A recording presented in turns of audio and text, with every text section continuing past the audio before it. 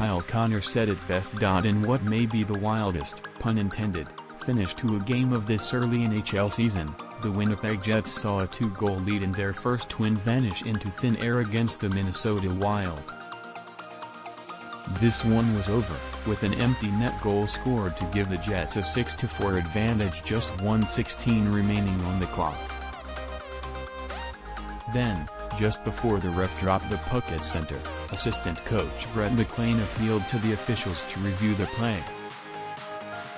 For offside. The review caught everyone in the arena by surprise. It never crossed the minds of the Wild coaches on the bench that an offside may have occurred. Jonas and T.J.com, full credit to them, Wild coach Dean Evason said, crediting video coaches Jonas Plum and T. J. Gindra with the last-second decision to call down to the bench for a challenge. Neither one of them will take credit if you talk to them, but it was a great call. We couldn't see them on the far side. Management were talking about it in the room and they said we never even thought about the guy on the offside, and I don't think anyone did. Added Joel Eriksson Ek, we didn't think about it on the bench, but they caught it and we got a big break. It was clear on review that as Mark Skeffel skated across the blue line with an open shot to the net, Connor had glided over the line a sliver before.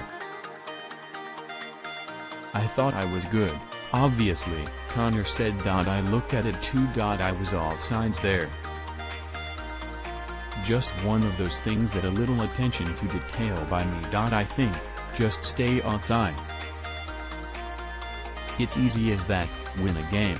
Less than 20 seconds after the Jets had their insurance goal taken back, Eriksson Ek was credited with his second goal of the game, a fluky bouncer that beat Connor Hellebuyck and tied the game at 4, sending the game to overtime. The Jets had the shot advantage in overtime, too, but then made another costly mistake when Josh Morrissey was given a 2-minute penalty for holding. And even though taking a penalty in 3-on-3 overtime is usually the dagger, the Jets still almost won it with a 2-on-1 rush, when Logan Stanley of all shooters was stymied by Cam Talbot. The Wild went back the other way, and Eriksson Ek completed the hat trick to pull out an unusual victory.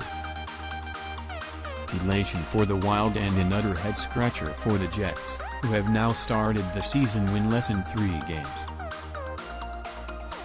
The Wild were playing with a little extra emotion in this game, as they honored Tom Kurvers, the team's assistant GM who died of cancer in June.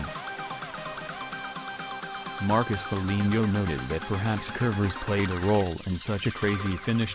Today we celebrated the life of Tom Kurvers, and I think he had something to do with that, Foligno said. When that happened on the bench, I actually thought about Tom. Ecker whacks the puck out of the air, great goal, but it's just fluky and you just gotta believe there was a guardian angel over you tonight, and Tom really had our back tonight. That's the way we felt all night. We had someone watching us, pushing us. According to NHL stats, this is the 5th instance of an empty net goal being challenged by a team and overturned by review for offside. Interestingly, the last time this occurred it involved the Jets as well. They challenged an Oilers empty netter for offside last March that came back. The Jets weren't able to turn a loss into a win that night, though. In fact, Tuesday night was the first time a team challenged overturned empty net goal lead to a complete flip of the game result.